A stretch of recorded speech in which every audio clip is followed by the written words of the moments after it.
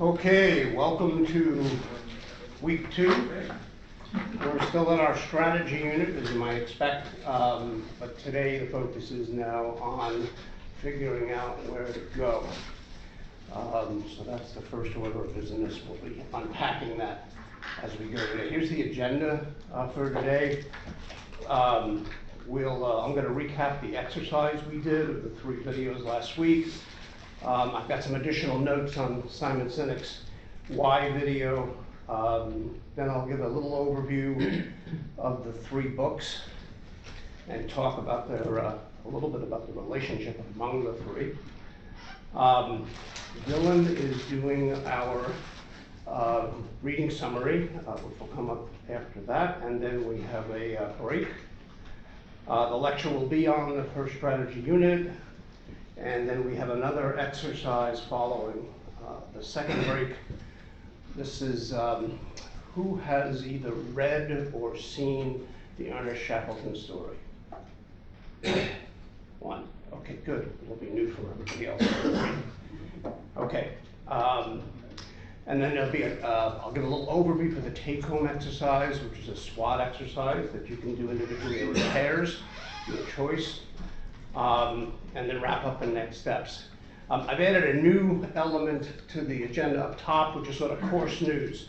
Anything that comes up since the last class or clarifications or things like that, I'll include in the beginning. And if you send me any notes during the week, that's typically where that will show up. Slide deck is in Canvas under Files, Presentation Slides, so feel free to download and take notes on that if you prefer. And we'll start with class news.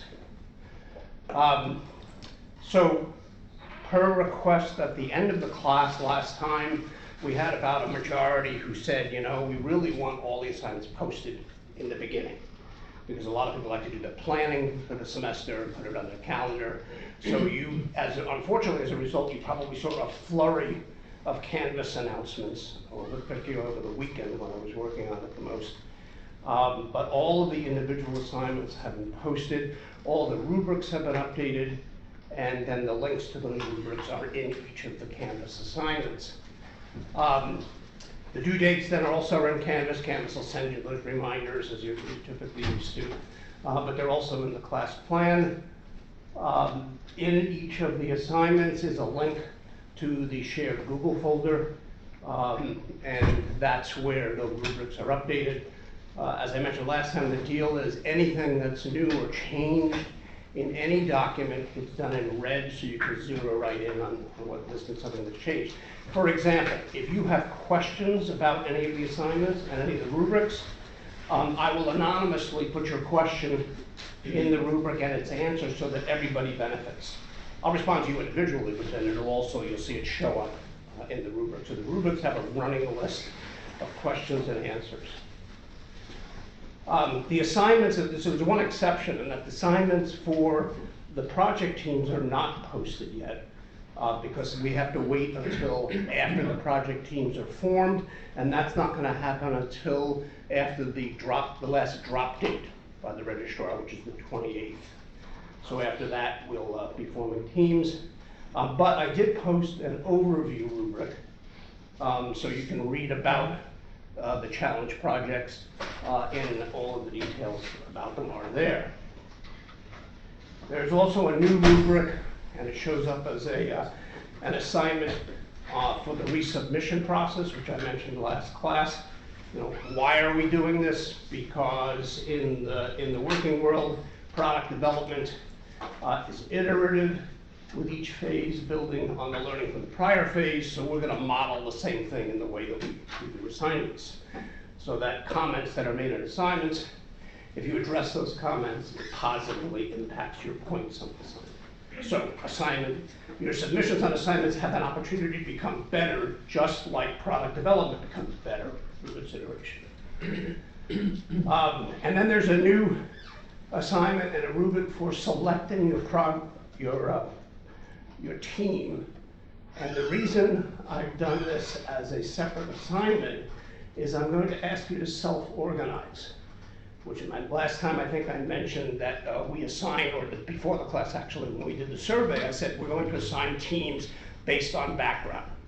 And as I thought more about it, when you experience in the work world forming teams, if you're asked to form a team, you're asked to join a team, it tends to be more of a self-organizing activity. This is particularly true in consulting companies.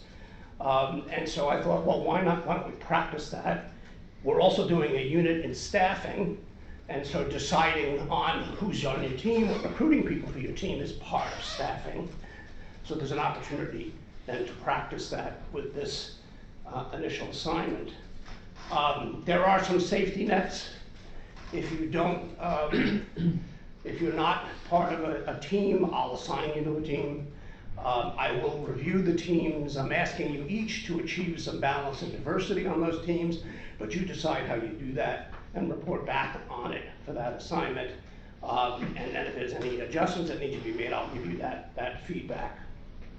So the goal again is to have a creative team on time, but to also have a balanced and a diverse team.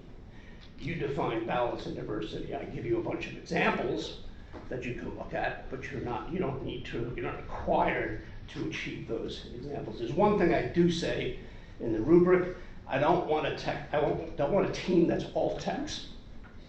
So those of you who have a strong technology background, I don't want you all on the same team.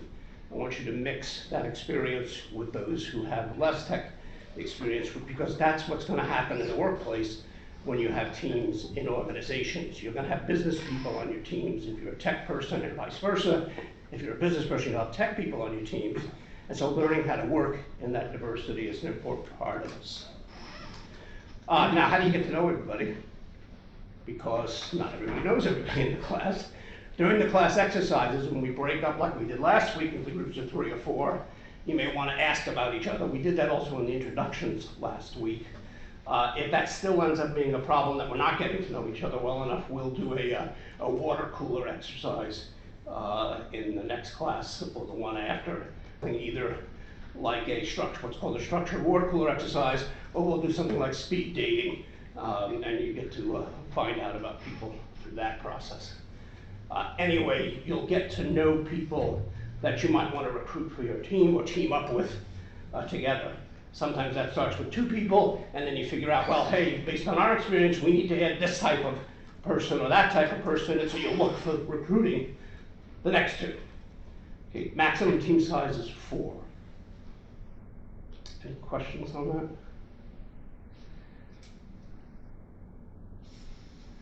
So look at the rubric. If that raises questions, we can talk further about this. This is the first time I'm trying this. So this is like an alpha test of a product. So if things crash, we may have to reboot and adjust as we go. But I think this will mirror what happens in many organizations. Okay, office hours. So I noted, and you probably noticed, that I have office hours on Monday and Friday at the same time slot, 3:30 to 5. That may not be optimal.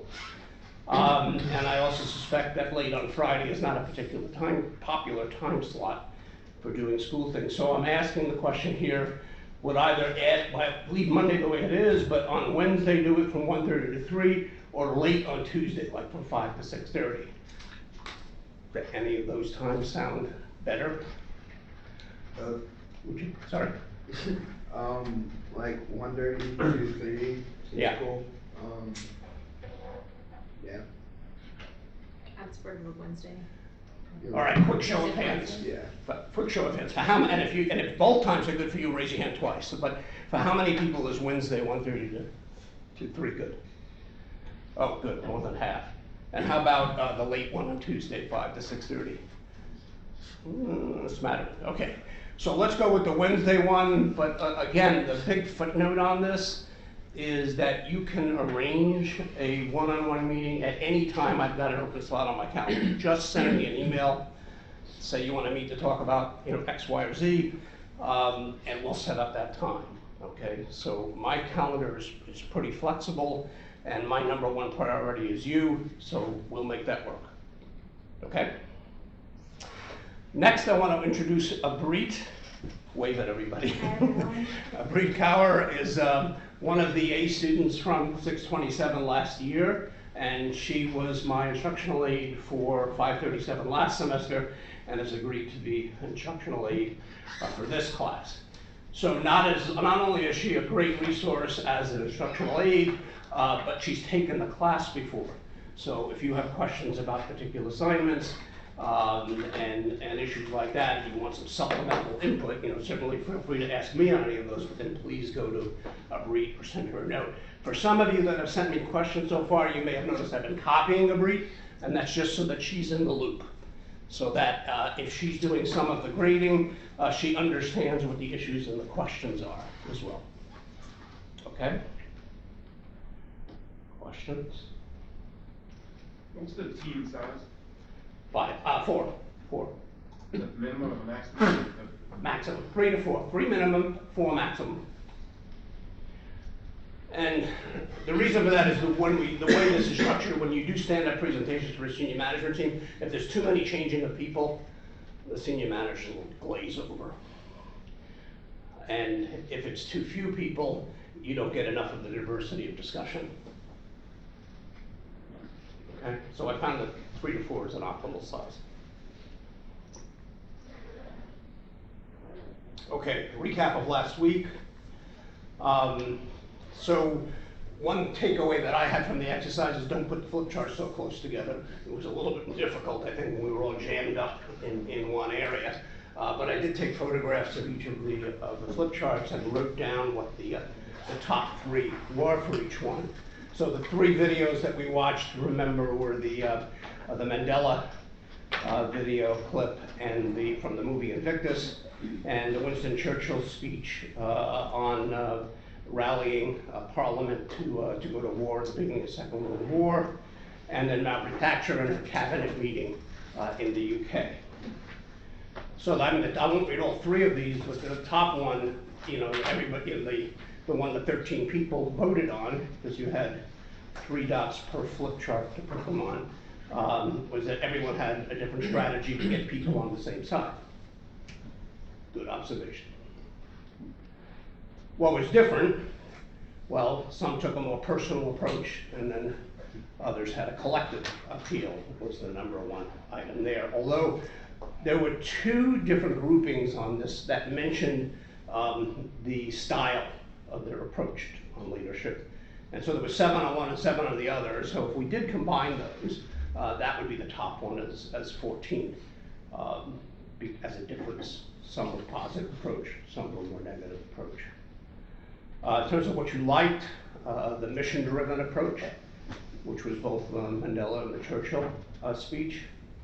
And what did you dislike? The #1, overwhelming #1 item was that the only negative leader was portrayed by a woman. That's an issue. I agree. You pointed it out. Thank you for doing so. And so at the end of the class last time, I asked a group of people, the challenge was come up with some other video clips that might be a good example of a woman leadership role. One suggestion was from the movie Blindside. I did ask for movies, by the way, so the movie clip. And it didn't have to be nonfiction, but fiction was probably more common. Commander Lewis in the film The Martian. And these are links to either the video clips or part of the video clips. I spent a lot of time watching The Martian and pulling out segments and threading them together, and so that's something I want to use later on in the class, because she has an incredibly useful and positive approach to gaining consensus among her team to move forward. And it was a tough decision, because it was a decision to mutiny against the orders that were coming from NASA back on Earth. And then Jennifer Lawrence has a powerful speech in the Hunger Games Mockingjay. That's a shorter clip. And then also the reading that we had, the reading assignments, the one video in the assignments was the Intel CIO Paula Tolliver, and she talked about the current Intel IT strategy. She, I think, is and her predecessor as well, are both who I consider to be women leaders in IT. There is also, and I've forgotten her name, there's a woman who's in charge of the digital transformation strategy for Intel and their customers, and she's got a very good video as well on the website. But the question I have for you is that for the classes that we have remaining, so if you were to look at the class plan, is there a particular point in the class where you would like to use one of these? Now, I'm asking a tough question because you haven't watched the videos and you may not, likely don't have memorized the class plan. There are two broad choices we could do. One is we could make sure that one of these videos is in the strategy unit, when we're talking about leadership strategy. We'll come back to leadership also at the end of the course. Or we could talk about it when we're talking about the people management side, which is in the staffing unit, which is the third segment. Any strong feelings or suggestions? Yes. I feel like the Sandra Bullock one would go well, like strategy, because it really showed how like she took a different viewpoint to get him to like play football or think about it. So like the strategy she would find Yeah. really well. Did you also find that it was an interesting contrast between the male coach and I don't want to say the female coach, but the mom, the mother coach, right? Yeah. But she was very Yeah, because effective. they had like different strategies and how Yeah. they were going about it. Yeah. Okay. So that's a vote for the strategy segment. Anybody else? Yes, Emily. The Hunger Games one would fit for like leadership. In leadership, okay. I'll keep that in mind then for when we return to leadership at the end of the course. As we leave, I thought of perhaps using the Martian in today's exercise instead of the Ernest Shackleton story.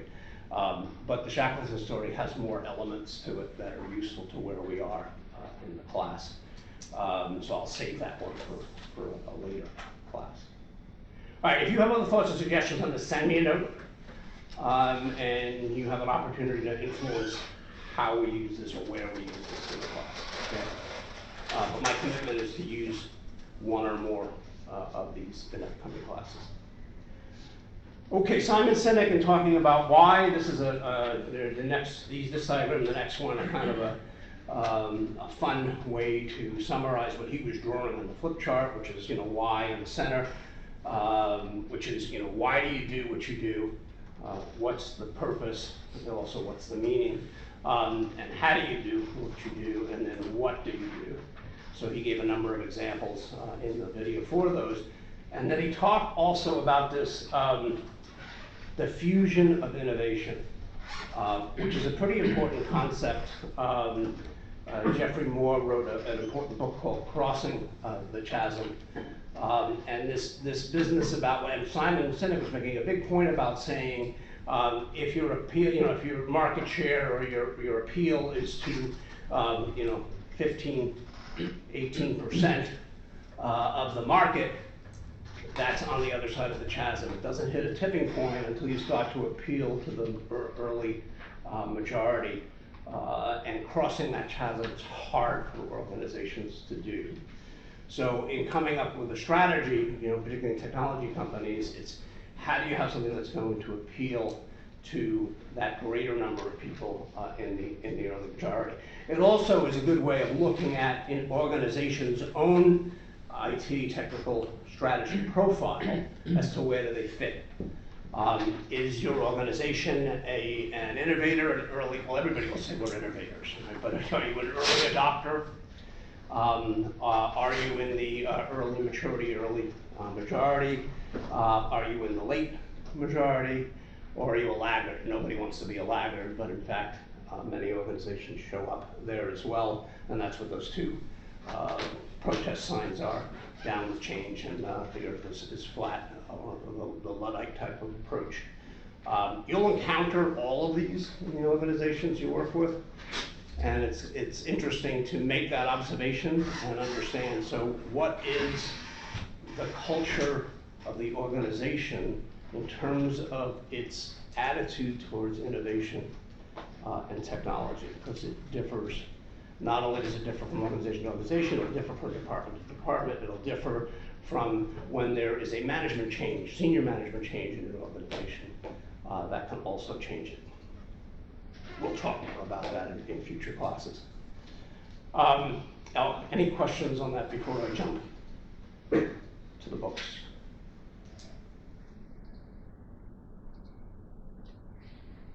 Okay. So the three main books that we have in the class, which is Being Geek, the Phoenix Project, and then Be the Business, really does represent a different perspective on the continuum from the more particular, technically oriented, or an engineering perspective, also computer science perspective on the left. In the middle is sort of running the business and the operations. And then Heller, of course, is talking about the CIO at the top of the IT organization. So you'll notice the perspective being fairly different between the three books. And they're also different style books, obviously. Heller talked to hundreds of CIOs and gathered together what she felt the trends were from those discussions with CIOs. Gene Kim and company in the Phoenix Project has done a novel, and we'll talk about that more in a minute. And then Being Geek is sort of like the wisdom from the developer's perspective. And he's got an interesting, quirky sense of humor, I think, but it tends to be accurate as well. And I tried to pick things that reflect real organizations, things that I've seen in either my own organizations or organizations I've worked with. So unfortunately, for better or for worse, some of the things that go well or not so well in these books are, in fact, do coincide with reality. So in the Phoenix Project, we start off with a rather ominous press release, the PR on Parts Unlimited, which is the company that has undertaken the Phoenix Project, is that the stock has tumbled 19% in the last 30 days. It's being outmaneuvered by a competitor, and the recognition is that they've long promised this sort of life-saving system called Phoenix to close that gap, but it's already years late. A fairly typical situation in the company, although I will say the fact that every chapter begins with something in IT failing is not likely that every month you go into your organization something is going to be failing. I hope not. But it is real in terms of the types of failures that happen. These are the characters in Phoenix who we'll get very familiar with. Bill Palmer is sort of, the story is in his voice, it's mostly about him. Steve Masters, he's both the CEO and he's the acting CIO. I won't read through these other characters. The expressions on the faces of some of these represent some of the issues that they are dealing with, and who tends to be more strict of opinion versus who is more flexible is I think reflected. And then we have, in addition to the VP of App Development, which I couldn't fit on the prior slide, but we've got two board members. One is a prospective board member, represented by Yoda, Eric Reed. He's sort of the voice of wisdom and the voice of new understanding. So the things that Bill Palmer learns through the book often comes through Eric's discussions with him, the things that he asks Bill to do. And then Nancy Mailer on the audit side, there is an audit with a number of negative findings about IT that the IT department must deal with. They must address those. That's pretty common. Annually, IT departments go through audits. Those audits have their different priorities on those audits. The ones that are considered material, and that's an auditor's term, must be addressed because it's a significant risk to the organization. We'll talk a lot about audit and risk in another class. This is the org chart of what it looks like here at the beginning of the book. And as I said, Steve Masters is filling two roles. So right now, in the beginning, Bill Palmer is down here running the VP of IP operations. He's got Wes and Patty on his team. This star engineer, you will hear a lot about, Brent Geller there, and then some of the other people who have starring roles in the story. And this, which is an eye chart, so I apologize for how packed this is, but the one thing I want to point out is that the book and the way we're reading it is we're dealing with the first 2 weeks, then the next 2 weeks, the next 5+ weeks, and then the next 10 weeks. This story is less than 20 weeks old. That's not realistic, that this many things happen or go wrong in only a 20-week period. But it makes for a more interesting read, I think, to have the pace of this be greater. So we're reading this in 8 different chunks, and that's what the red lines are on this. So the other thing you need to know about this story is it is on a timeline basis. So you'll see at the beginning of each chapter what day it is. And it's useful to keep in mind just how quickly things develop and how rather close you are to the beginning of the story as it progresses.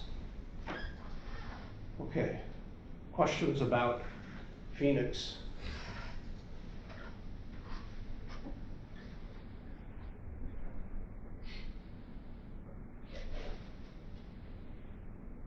Okay, Dylan, you're up. You can do it from back there or up here, it's up to you. I'll just go.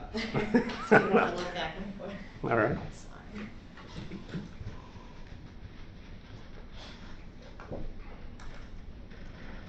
Thank you. And thank you for those last questions I got. So don't read through the questions on each of the individual slides, but when we get to the end, we'll have those discussions. Okay? Awesome. So again, we read four different readings this week, and I'll just go over kind of what some of the key points and takeaways from them are, and just some questions to think about, and then at the end, we'll go through 3 of the questions that I think are the most important to think about in terms of like all of the readings combined. So again, about the Phoenix Project, right? I think the main takeaway from this reading was that really there's a big disconnect within the organization, and it's causing a lot of the issues that they're starting to see, all the friction that they're getting.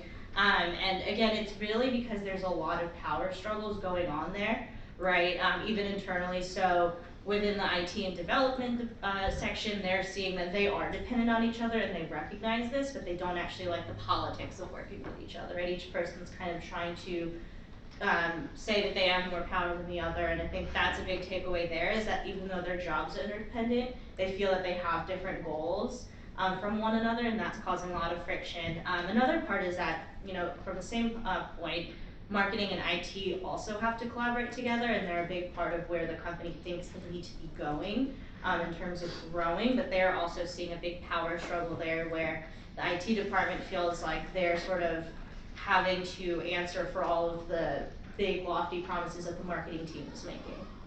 And then even within the IT department, there's a big faction, right?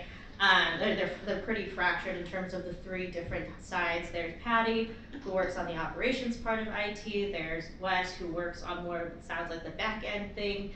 And then there's Bill, who manages a lot of like the higher level management of them. And he's noticing that there's no process, there's no cohesion. And so overall, I think the takeaway from the Phoenix Project, at least from the chapters that we read, was really about how important it is to be a cohesive unit, even though you have very different functions within the company. When you start to lose visibility into each one's role and start to kind of look more from a power perspective rather than a team cooperation, that's where you start to get the breakdown within your company, and where you start to see that spill over into things that might not make sense, including the payroll issue and all of the security changes that happen. And so just some things to think about in terms of the reading. I'll switch over. So the next one was about the business, right? And this is talking about really how for you to advance as a business, you really need to think about really melding together your CIOs and your CMOs, because the idea is not to necessarily just seek out and outsource your own digital technology from vendors. It's really about growing your own digital capabilities, right? Whether that's making your company more technically literate or also just even having the right tools, you need to start from within and making sure that your product is actually technically competent and up to speed rather than just looking to buy the next technological advancements to get there. And it's talking about how that modern CIO, that's kind of going to be the person who takes you there, right? It's about how that modern CIO is going to be working very closely with the CMO to align with the business objectives because they're no longer just, executing on the business strategy. They're also going to be consultants, right? They're bringing in the technological advancements and strategies that will help you get to where you want to be from a business perspective, but it's again more from a consulting perspective rather than just an operational one. And so again, some things to think about in terms of the takeaways from there, right? And I think a large chunk of these questions is really about how are you measuring them and how really, how is this different from the CDO that they were talking about, that chief digital officer, right? Which right now feels like they're just bringing in different contacts and not really adding much to the table. It's how do you bring someone who has these contacts to the table and has these ideas, but also executes on them. So the next one is about is being geek, right? And this focuses in on the managerial track and how you can actually be an effective manager, right? And it's about how there's different ways to get there. He mentions that there's a way to get there by either slowly finding yourself in it, being surprised by it, and also being incentivized to be that manager.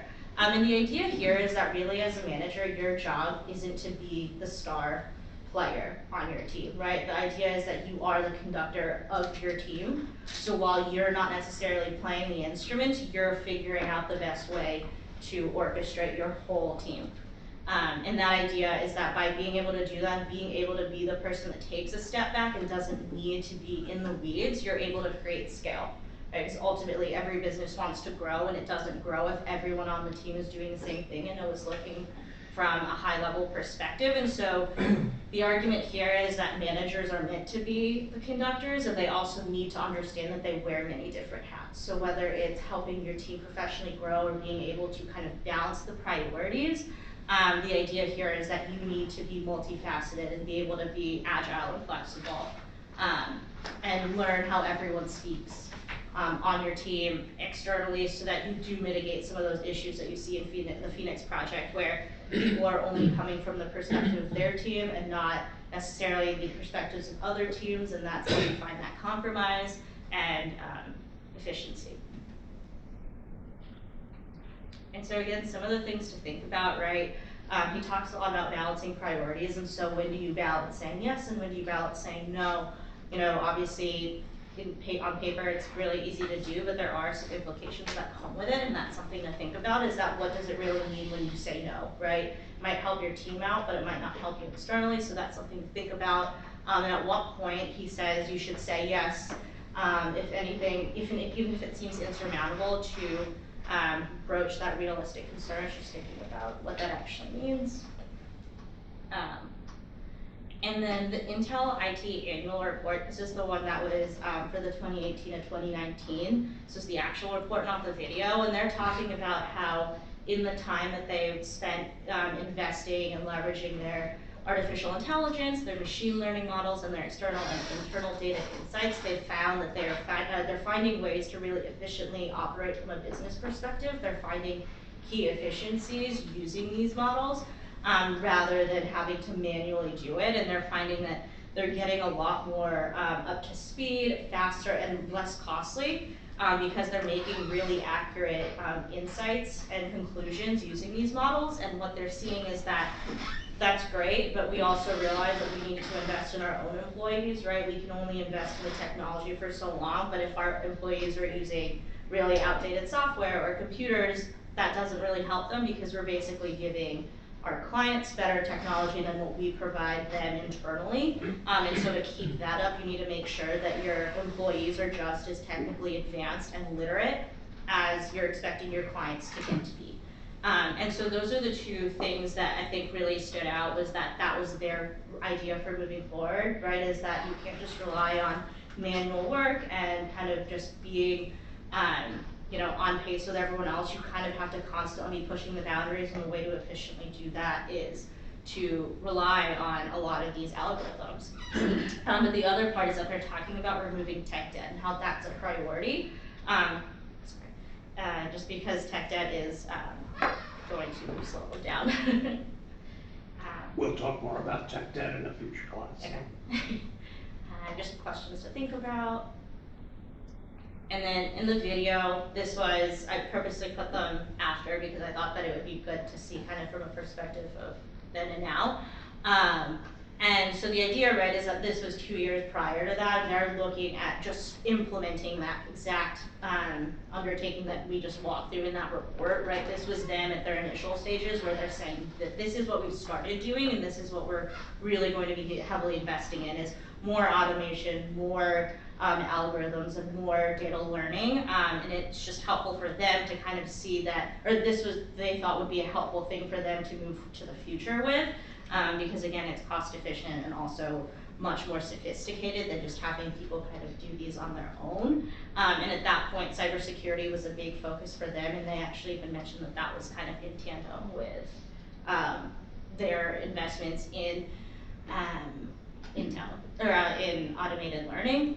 And they saw that their IT team, even 3 years before at this point, they saw their IT team as the way forward, right? That they saw that they were going to have to invest more into them, and that they were going to be a majority of that growth moving forward. And so that's why they saw it as a critical part of their company, that they grow, but also kind of transform from their current role to more of a key part of their strategy, and not just, again, operational. And so these are some things to think about. Again, it's mostly having to do with where do you really think that they've come from this plan, you know, to what they've actually achieved in those 3 years since rolling out that release, sorry.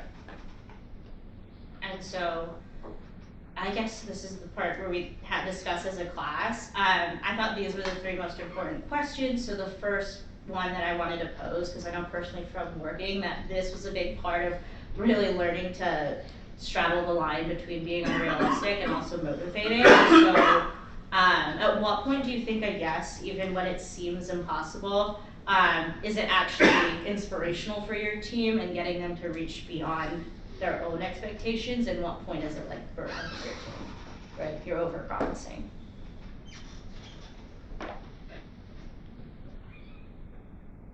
Anyone have any thoughts, opinions? Has anybody had experience with an organization that has overreached?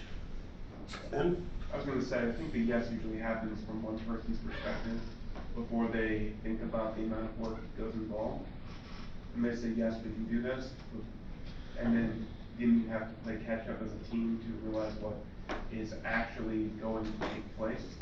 It's like, I have no concept of whether John F. Kennedy talked to his scientists about whether they can make it actually go to the moon.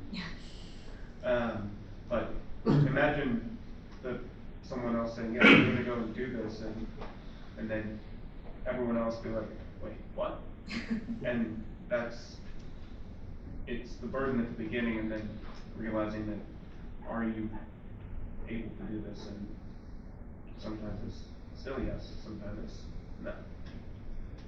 I think sometimes the idea of setting like a really lofty goal can be a challenge, or potentially like overpromising to a client, or agreeing that it's possible to achieve some sort of thing without kind of really checking with the team to see if either like the team feels like they have the confidence in their own backgrounds or the bandwidth to do it. I think like that scheduling piece is often a big problem. If people are feeling burnt out already and they don't really feel motivated by the goal, they don't feel motivated by the organization, and are also overburdened in other things that they're doing, then I think sometimes having this maybe inspirational forward-reaching goal can be competing with just the fact that they might be swimming in too much work. Yeah. I think saying yes is a good thing. There's a possibility for like real creative or collaborative work if these problems can be solved by thinking differently about them as opposed to just throwing more man hours at it. But then it's more of a challenge and less of just more work. Yeah. Anyone else? So Ben pointed out the classic example, which is the John F. Kennedy saying we're going to put men on the moon in 10 years. Now, whether he had a conversation with Werner von Braun at NASA before he made that speech or not remains to be seen. I think he did. But nevertheless, that phrase moonshot has worked itself into the modern vocabulary, particularly in Silicon Valley companies, but also in more older companies. They often have what are called the annual goals and then stretch goals. So you might come across the terminology. We will actually cover it in some of the future classes.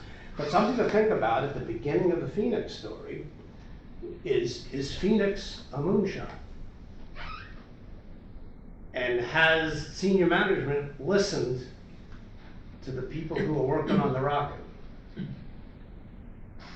You might not have the answer to that yet, but keep that in mind as you read through on the story. Is it a moonshot? And have they listened to senior management? Now, senior management listened rather to the people working on the rocket. And then, yeah, the next question I thought this particularly stood out to me, especially as you start to think about automation and what that actually means for us in the workforce. It's the first time for me personally that I've kind of seen someone write that about.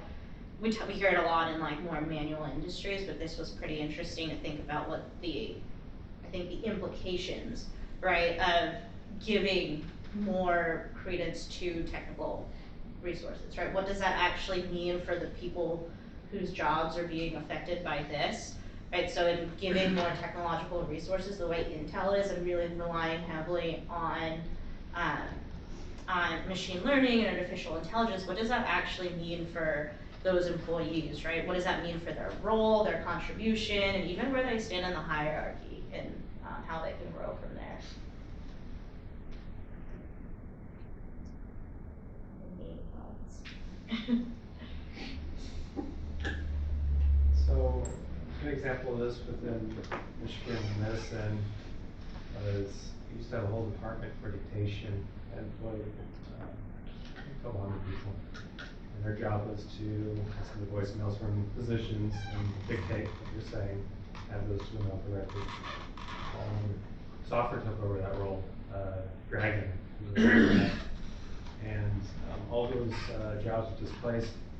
Probably about, I think, this is before I worked at the university, I think about 25% of them found other roles within the university, but a lot of them lost pretty much the bedrock of this is my skills, this is my job, and they weren't able to pivot to something else very quickly. But the interesting thing about it though was, I believe these employees did have access to re-education and things like that, but there was also just a fundamental lack of maybe desire to transition to something different. So I think sometimes age and educational background, things like that, kind of plays into some of these roles. But I think in general, though, at least what I've seen within my coworkers and things like that, is as long as you give your employees access to the tools that they need to do their job well, they'll often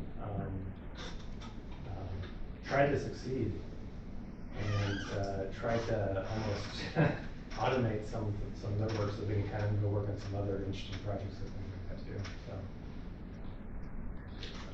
How many have studied Agile programming or Agile project management? I don't think about a third. All right. There are classes that are taught here at SI about it. What's interesting is to apply the same concepts of Agile technology to Agile organizations.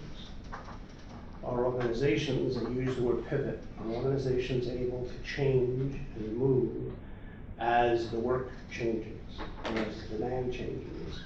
And building agility into the organization. Education is one way to do that. You've touched on that. But to have an organization that is fixed in its processes and in the way that it does work is more, what I would call more brittle and less agile, and then it tends to break, and there tends to be huge resistance anyway to change, because nobody likes changing, especially if your job's going to be moved. Or a fun little book on that you can read, you know, Who's Moved My Cheese, is a good example of that.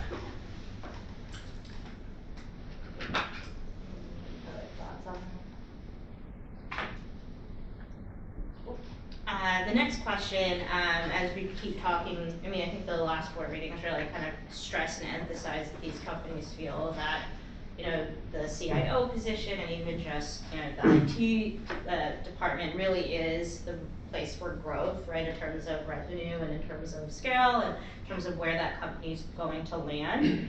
And so there's a big emphasis on them sort of being the white knight to save organizations or help them get to that next phase of their business. And so the question I had was, to what extent and scale do you think a company's investment into a particular department stops making sense, right? At what point does it overinvest in one area?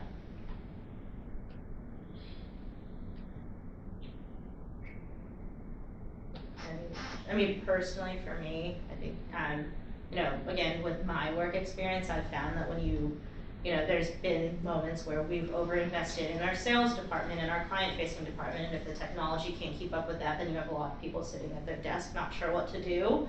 But then if you're overinvesting in the tech resources, then you have a lot of people who are churning out, you know, these products that we can't keep up with because we just don't have enough people being able to manage from a client perspective. And so I always think that while it's important to think of certain departments, it's always better to sort of keep them in tandem or at least find ways to coordinate that.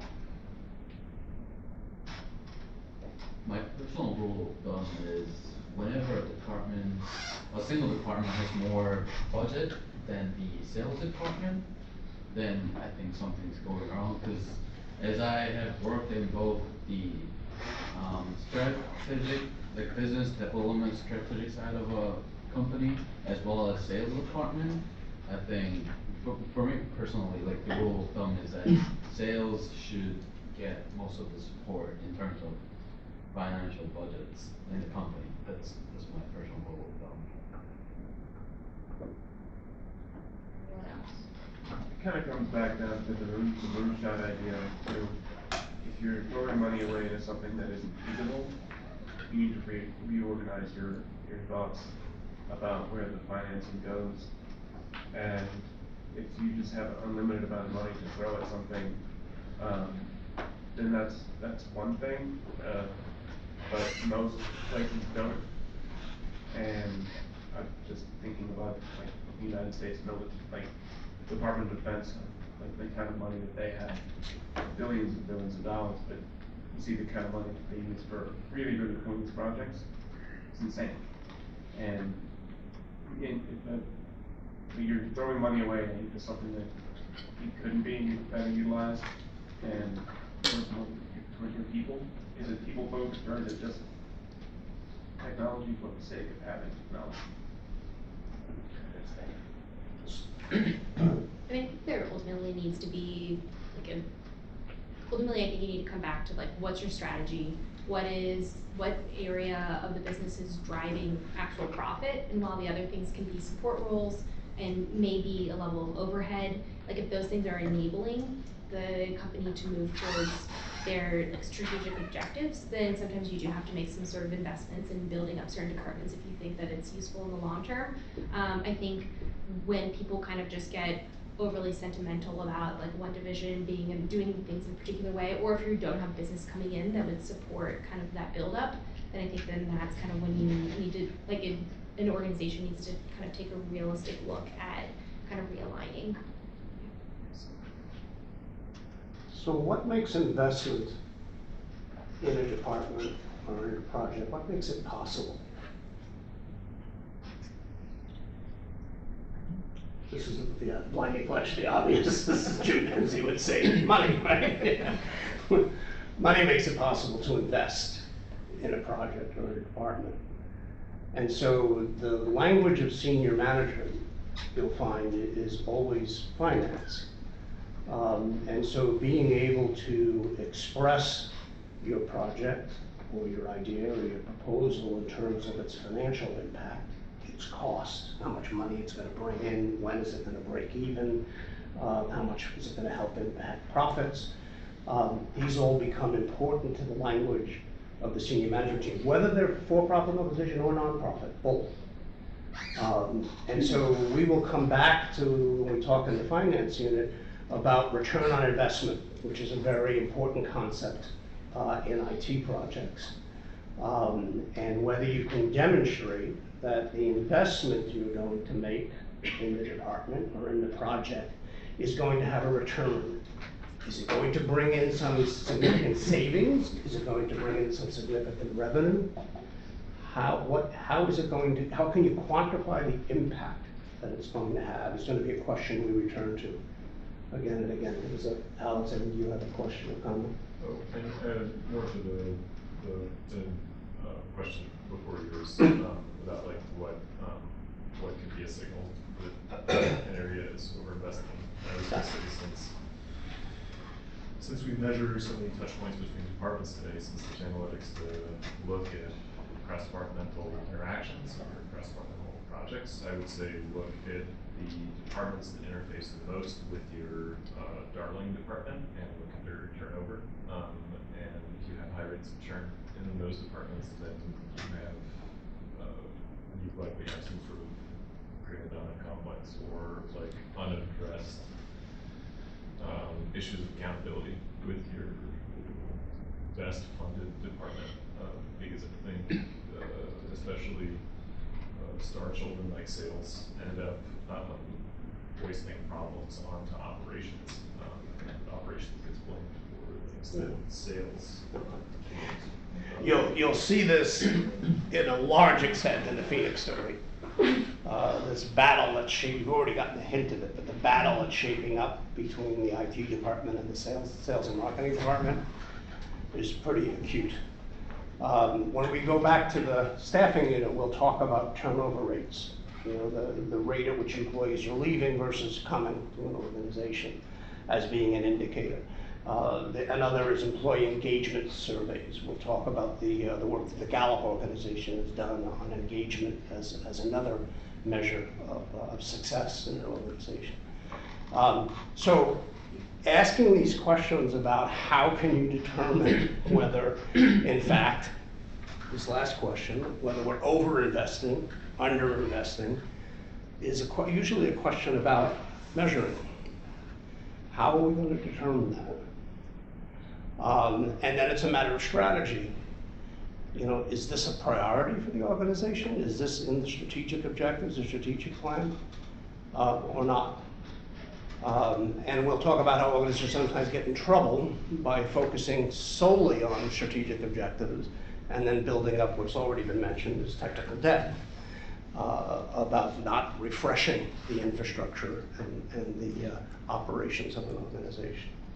So it's a bit of a simultaneous equation, but good job, thank you. One of the things that Dylan mentioned that, and I apologize, it's a little bit of an eye chart, but there are multiple of these Intel reports that are available online. Interestingly, the IT department does a report for 2-year chunks. So, and I've got one of the earliest ones, which is what was linked in the readings, which was for the 2012, 2013. And then I looked last year at 2016, 17, and this year I looked at the 2018, 2019 report. And when you look at the infographic that they have at the beginning of these reports, so the report that you read, it doesn't matter which year you read, they all have an infographic at the beginning that has things like how many employees there are in the organization, how many IT people there are, and also you can infer the IT budget from those numbers because it can tell you the amount of IT that's spent per employee. And you can also take a look at the actual revenue numbers, which are public data that are available in the financial reports that they provide.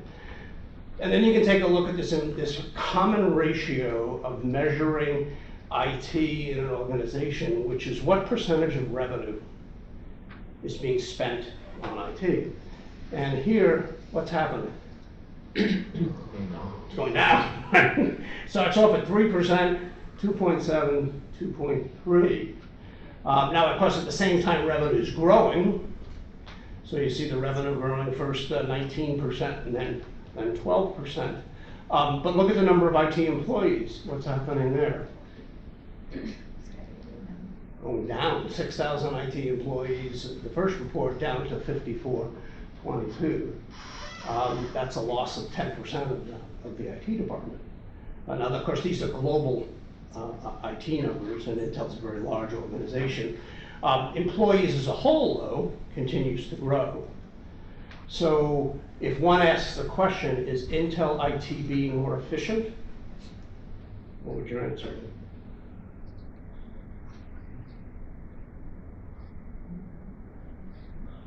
Yes? Well, unless it's a case of like they're deferring projects, like we talk about in the Phoenix project, right? Yes, they are, because they're doing, you assume the same amount of work with fewer people and more Right. employees to Right. support. One measure of productivity is how much work you get done, per person. And in this case, we've got some of those ratios on here. In our Data for Good group, we have annual data for nonprofit organizations going back 19 years. And so that's something that we track here. But I've been a student of Intel for a while, and so I'm interested in what they're doing, because I think they tend to be on the forefront of large organizations in digital transformation doing. And so you can see what's happening to the IT department relative to the organization as a whole. Okay, we'll come back to this in the finance unit. How do you account for outsourcing? Like maybe the IT employees number is going down, but Because there's one more outsourced, yeah. Well, you would expect that there's still an outsourced cost. The organizations usually decide to outsource things if the cost is less than the cost internally. So you would expect the IT spending to go down with outsourcing and the employees to go down probably more. And you're seeing a bit of that in here. I don't know what the outsourcing story is though at Intel. We could probably search through the news stories and figure that out, but that's a good question. One more question. Yeah. So, like, there is a trend, like, IT employees and IT budget to revenue going down, but it can only go down so much. Far. What will happen, like, hypothetically, in a crisis situation? Like, for example, a few years ago, I was in a training at Cisco. And it was on network security, and the person who was presenting, he said something that Cisco had this statistic and data about how fast technology is making progress, and the ability of engineers and technicians to keep up with that technology. So they say that at some point there was going to be like a crash, and people won't be able to keep up with that. So if that happens, being understaffed and investing so little in IT is gonna have to So, can efficiency get in the way of progress? That's a good strategic question for an organization. And that's along the lines of what you're saying, is that if an organization squeezes and squeezes and squeezes as much cost as it can out of the IT department, is there ultimately going to be money to invest in new technologies? Now, what I don't have on here, and it would be an interesting project to dig into this, because Intel is tracking technical debt. So if they're deferring paying attention to the operating changes and improvements and maintenance that needs to be made, the technical debt should be going up. Their objective is to drive technical debt down. So it'd be interesting to look at, is there some quantifiable numbers for these 3 different reports that show what's happening to technical debt. We may come back to that because we're going to have a subunit on technical debt as an important concept. Because when you're an IT manager, you have to say, okay, are we investing in more current technology? So this is the question of the, what was it called? The CEO syndrome that Martha Heller talks about in the beginning of chapter 1. What did she call it? It wasn't CEO syndrome, it was CEO something syndrome. The CEO void. Right? CEO. Void, was it like a CEO void, like they were No, it was a different word. But it's the notion that the CEO thinks the CIO and the IT department is doing well, but that their concern is with all the new technology coming out of Silicon Valley, are some of their competitors going to run faster than them? Are they going to be left behind? I think it was like the miss out syndrome. You're going to miss out, are we missing out on something, right? And so as an IT manager, you have to do operationally things well and efficiently, and you have to be driving out costs there. And on the other side, you have to be saying, here's how we're taking advantage of new technology, right? And so that's an important balancing act. Ben? I'd like to see this lined up with the percent increase in like board members and CEOs' salaries. Yeah. Yeah. I bet it's not a decrease, I bet it's an increase, but you know. Well, probably, yeah, on CEO salary, it depends on the CEO compensation plan. Most CEOs are paid with stock.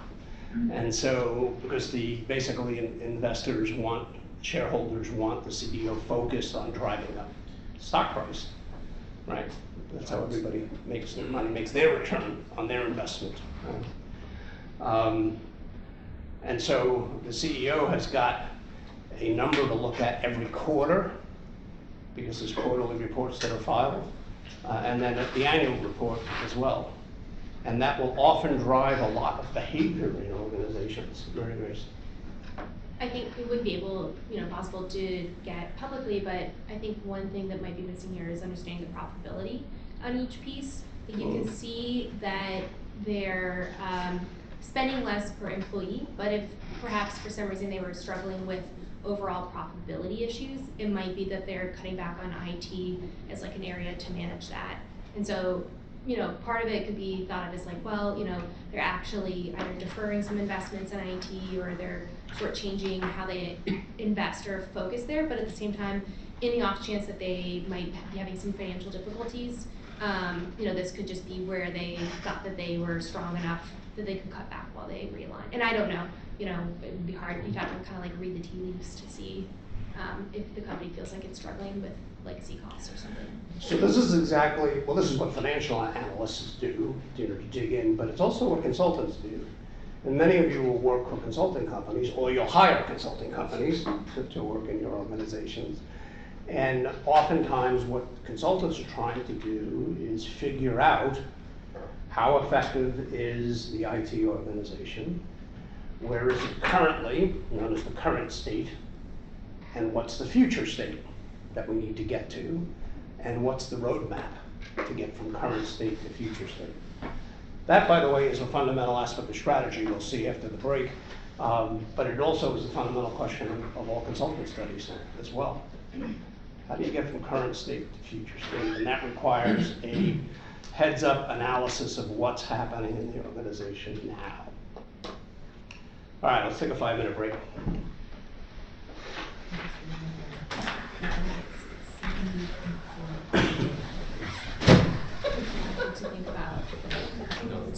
Okay, let's get started again. I'm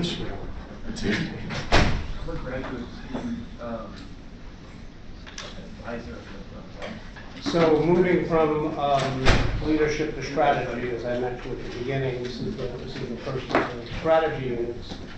And the key question is, well, how do we determine where we're going? Class is broken down into these, the course is broken down into these 3 units, so where we are now is in the one that's in red, is figuring out where you want to go as the first step in strategy and alignment. Alignment being usually with the business goals and business objectives of the organization. So the course has these top 3 takeaways, so the one we're focused in now is that what I touched on just earlier before the break is that strategy transformational. It's getting from the current state to a future state, or what's often referred to as a destination. And so strategy is first about thinking about destination. Where are you trying to get to? So some definitions. The Oxford Dictionary describes strategy as planning to achieve an aim. I particularly like that one. on the Greek origin and the military basis. It has to do with generalship. Michael Porter, who's written extensively on strategy, says it's a matter of your plan for competitive advantage. Nicholas Carr, who we read the first week, talks about it as being the unique. And then the Business Dictionary defines it as a method or plan to get to and make happen a desired future goal. The bottom line of all of this is to underscore what I've already said, is that strategy is about a destination. What are you trying to get to? So I think of of Columbus's voyage in 1492. His destination was India. He ran into the U.S. on the way, or actually the Caribbean, and so was viewed as the discoverer of the New World. But that's not what his destination was. That's something that happened along the way, which itself makes for an interesting story. You don't need a strategy if you go into the grocery store, down the street in the same town. But if you're going to go to another state like Florida in the U.S. down in the South, you probably need a map. You're going to need some gas money. You probably need some money for motels and for food, just if it's going to take multiple days to get there and then get back. If you go into Antarctica, well, now you need probably a formal itinerary, a crew, supplies, transportation items beyond just a ship to get there, better coated boots probably than you would need locally. So we'll see in the exercise that we get to later today just about how all of these factors start to come to bear in the Shackleton story, and how the destination changes. So we'll be on the lookout for that when we get to that exercise. One of the things about deciding where to go, what the destination is to think about this parable. Who's heard the story of the rocks? It may sound familiar as I start to get into it. So a professor takes and he puts a big glass beaker. I have to do this physically sometime. He puts a big glass beaker in the front of the class, a big glass jar. And he takes these big stones and he starts putting them in the jar all the way to the top. And then he asks the class, is the jar full? Yeah, everybody says she's full. And then he takes a bucket of gravel, sort of ground up stones, and he pours the bucket of gravel in and fills it up with gravel. And he says, is it full now? Well, now only half the class raises their hand and starting to get a little skeptical. And then he pulls out a bucket of sand and he pours sand in. And the sand rises up the top. He says, it's full now. Now, and nobody wants to raise their hand because they figure something's afoot. Here, something else is up. And sure enough, he takes a bucket of water and pours water into the water, goes up the top, and he says, is it full now? People said, yeah, okay, it's full now. And he said, so what's the moral of the story? So a number of people in the class said, well, the moral of the story is that, in an organization, you can always fit more. In the life of a student, you probably can always fit more. You always put more in. And he said, no, that's not the reason for the story. He said, the point of the story is if you don't put the big rocks in first, you'll never get them in. And so when thinking about strategy is to ask that question, what are your big rocks? So also when you think about your own personal goals as well, what are the big rocks? And are you putting those in first? Because otherwise you'll never get them in. So that becomes an interesting initial strategic question. So let's talk a little bit about how do we analyze the context, that which is around us, that in which we're making the strategic decisions. So in the case of the moonshot example that was mentioned earlier, which I believe that speech was made in 1960, 10 years before that first landing, which actually happened early in 1969, before the 10 years. What was the situation? Well, rockets were fairly new. We happen in the US to have probably one of the original rocket designers from Germany who had fled from World War II, Werner von Braun, who was heading up the program to build the rockets. But no one had ever blasted outside of an orbit around Earth. There had been satellites the Russians put Sputnik in, for example, the orbit around. So the context was, this is new, breaking out of an Earth orbit and going elsewhere. The state of rocket technology was fairly primitive. The state of computers was incredibly primitive. You know, I think we'll have time to take a look at the Apollo 15 example, and you can see how the computing that ran the moon landing is less than what you would have in your digital watch. And yet it had to handle all of the telemetry, all of the life support systems, and all of the power management as well to get to the moon. So in chapter 2, in Phoenix, Bill Palmer, he mentions he needs to get situation awareness.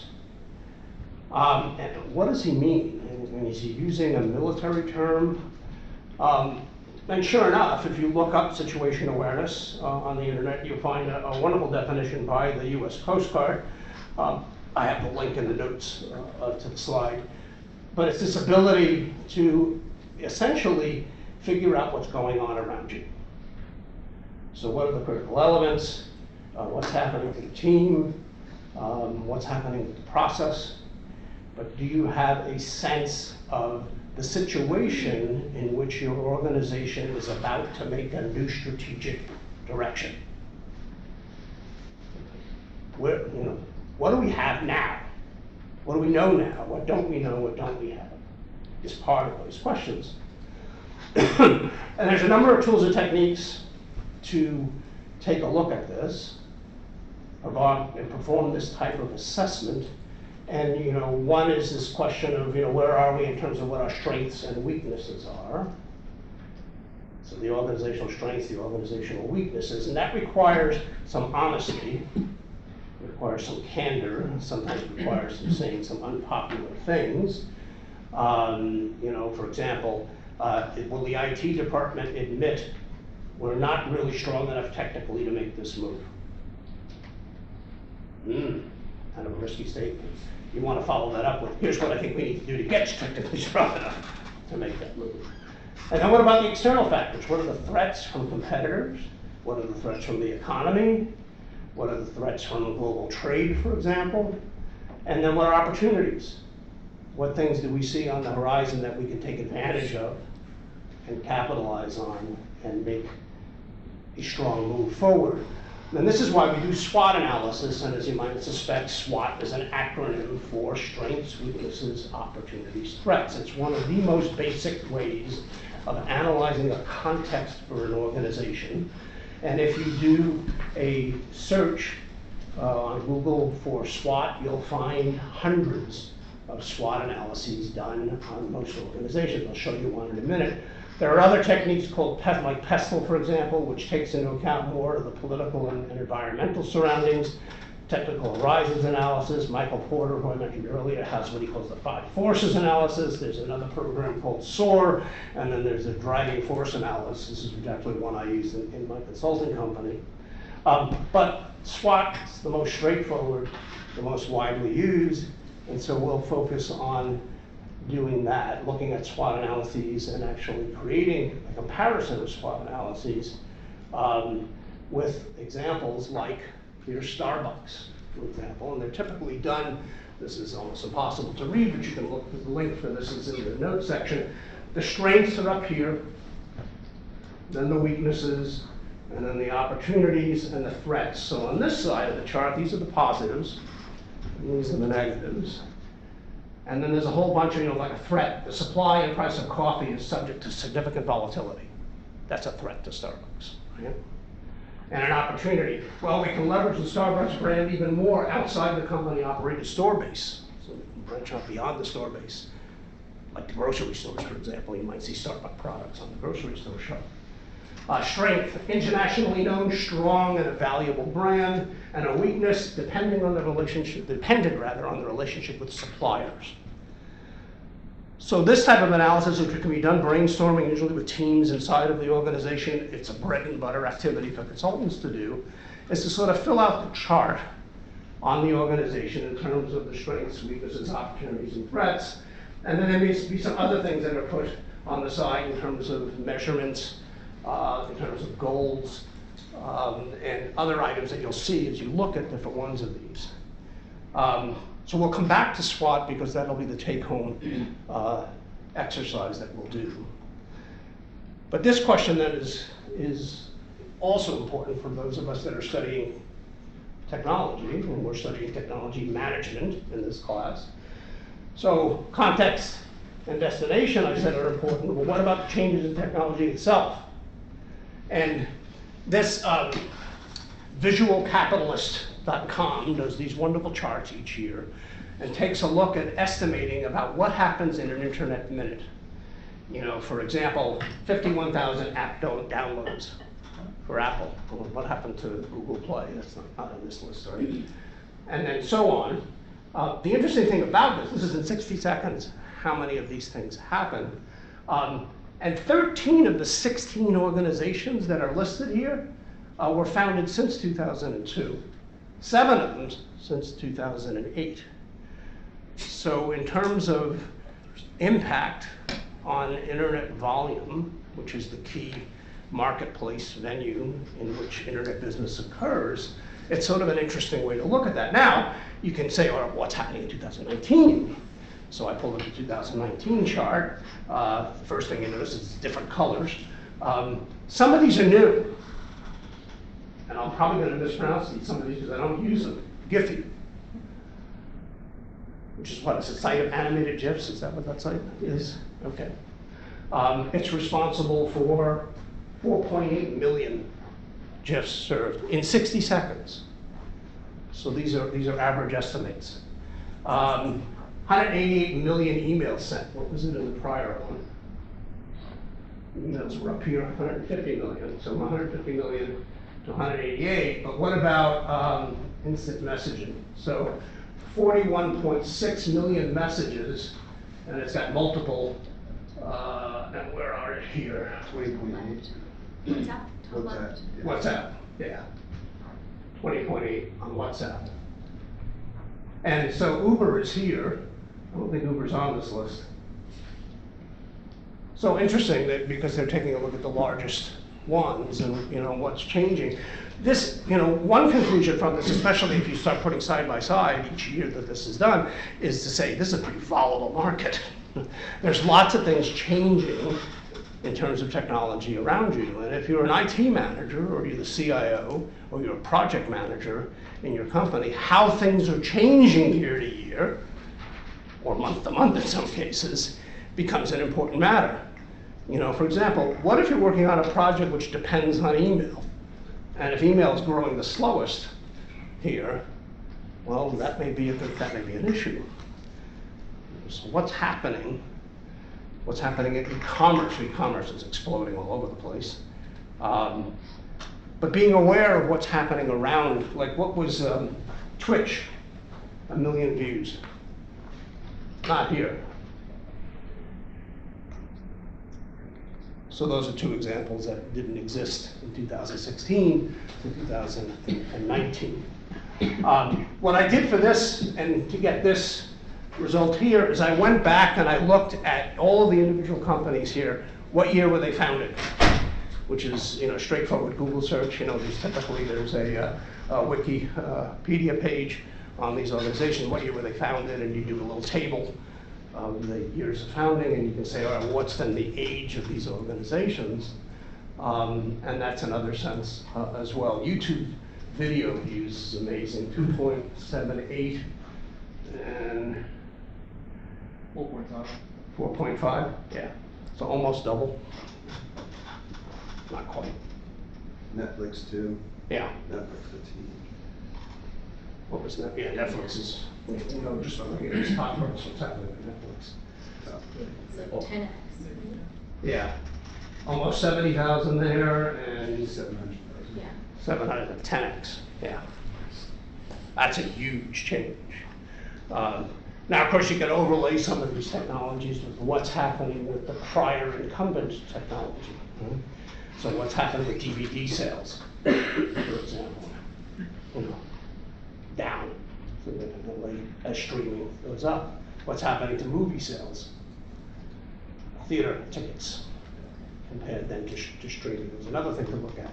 So as you're making technical bets and thinking about technical strategy in an organization, you need to know what's going on around me.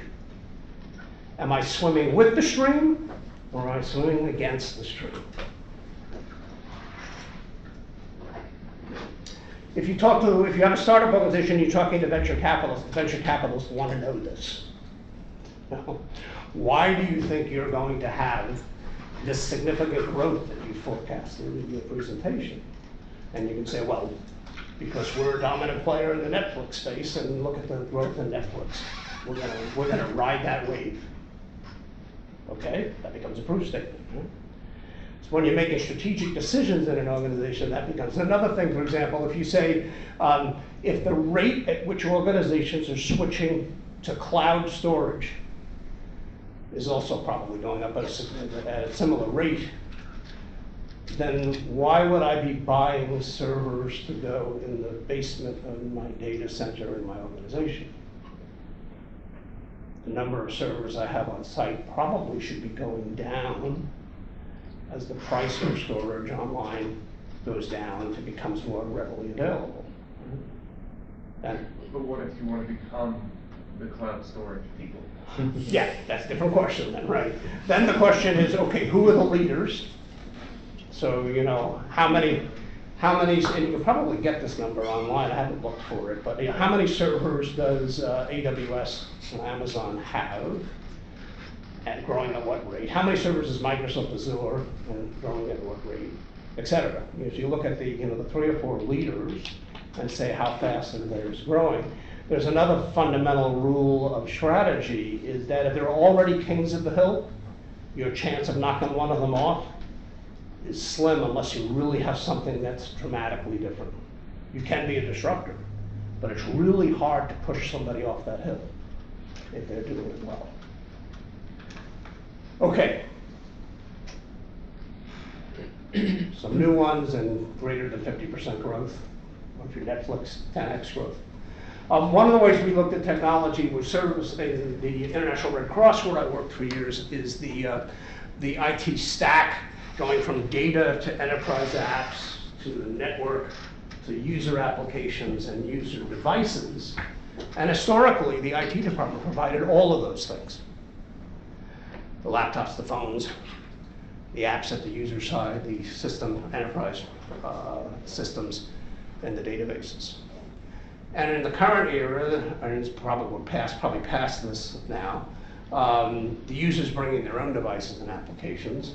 A common comment that we would hear from new hires is, hey, I got this whole suite of things that I used in my grad school.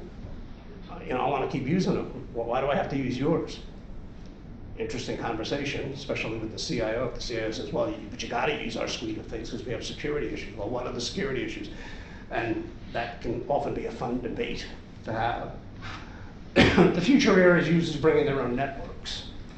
So if you have a very low cost, high bandwidth network connection, like when 5G becomes more prevalent around the world, you're going to walk into the office with your network connection. The need for a strong internet connection in the organization will go down. And so network provisions will actually be outside of the IT department. There is a standard core. It's unlikely that you'll have your own finance system, your own HR system, your own supply chain, your own legal, et cetera. These are things that are probably make more sense to be as a shared resource in an organization. And that local innovation is probably more likely and sustainable at the outer edges of IT deliveries, particularly in other countries in which an international organization would work.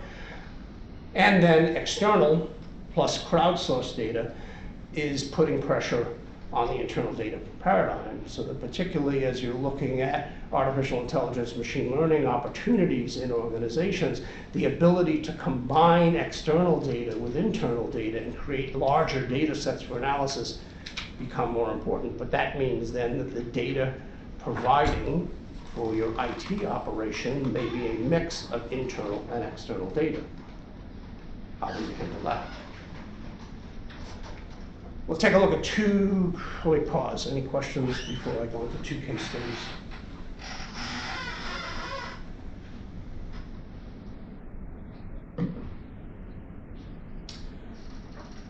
Yes? So like, that user devices thing, so are you saying like, in like companies, it's more likely that people in IT will have their own devices? People outside of it, yeah. The employees of an organization will show up with their own device. And I'll give you a radical example of this. In the hurricane high-end response in the Philippines, all the international organizations that were responding to that disaster in the Philippines, most of the field workers in the first wave of responders showed up with their own devices saying, just give me an internet connection. That's all I need. I got my own laptop, got my own phone. I don't need any of your systems, your apps. Just give me a connection. And 5 years ago, it would have been, they don't have that. Not traveling.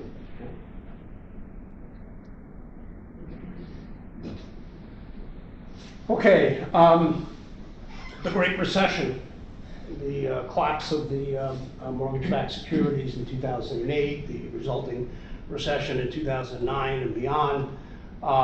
In these large international nonprofit organizations and foundations, even museum and art at the bottom, the magnitude of the cuts were significant. So here's the case where an economic context can totally derail or change your IT strategy or IT investment. You actually may have to put some things on hold, which is what we had to do.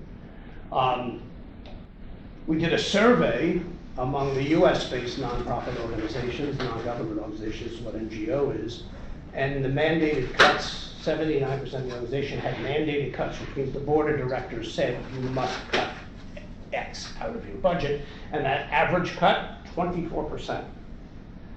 Now we will look at some common IT budgets for projects and for departments. And one of the things you realize rather quickly is that a hiring freeze and a salary increase freeze is not going to be enough. Let's say the salary increase on average with the rate of inflation being low is 3 to 4% for the year. There's no way you're going to save 24% by having a salary increase. Some organizations have even had salary cuts as a way to address this, but most often it involves layoffs. The only way you can reduce an IT organization by 24% is you have to have fewer people. So did any humanitarian organization want to do that? Absolutely not. I can tell you, having been in the midst of it. The one thing we asked for was let us make the decisions where and what we're cutting, so that we can keep essential things running and keep a one or two projects still going. Some organizations like Cisco, for example, during the dot-com bubble burst, which happened about 6-7 years before this, they doubled down and invested in their research and development group and increased their spending double digits, 10% or more, because their bet was when the economy turns back around, we'll be ready to jump in with new things faster and better than any of our competitors, and that was true. So part of this context question is how long a view are you taking? Are you taking a 1-year view, 3-year view? If you're a publicly traded company and you have a stock price and you're reporting on your earnings quarterly and annually, it's hard to have a 3-year view financially. So the question I raised for the senior management team is, are we moving in the wrong direction? In this trend, cutting that amount of IT back was reducing IT to being a lights-on only organization, operating mode only. And then the goal for operating expenses for lights-on was to the lowest possible cost, have the lowest possible laptop cost, the lowest possible network costs, the lowest possible maintenance costs, et cetera. So the related strategy question is, so what type of IT organization are we going to be? Are we going to be only about saving costs or saving twice the children? So for Save the Children to ask this question, what's the mission question, is saving twice the children. And this is a key on which nonprofit IT strategy turns. I'll come back to a broader view of this in the next couple of slides. But the key thing is that and this is sometimes the discussion you have with the senior management team as an IT leader, is what is the mission of the organization and how are we contributing to the mission?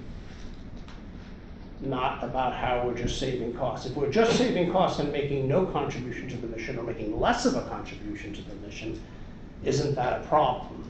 That's a question I would pose to the president of the organization. So this diagram we looked at last time was the way I looked at IT in nonprofit organizations. This keeping the lights on stuff is this foundational level. The HR and finance applications are at the operational level. The programs are the systems that work out in the field organization, like in the disaster response in the Philippines I mentioned earlier, and then those technologies that actually beneficiary citizens use directly. And as we saw last week, a strategic IT department is trying to drive the work that's done in IT up the pyramid, trying to do more of these things and less of these. So when we talk about where are we making cuts, where are we trying to save money, we're trying to save money down here. We want to invest more there. And so one of the discussions that can be had with the senior management team is we're going to invest in what we call the mission moving technology at the top. So some of the savings that we get down here, we want to reinvest at the top of the pyramid. We may still have to make painful cuts, as I mentioned in 2009 at the bottom. But we want to do it in a way that part of it can go to investing at the top. If all you do is focus on this, keeping this running and cutting everything else, then you cease to be strategic. Do you see how that works? Ben?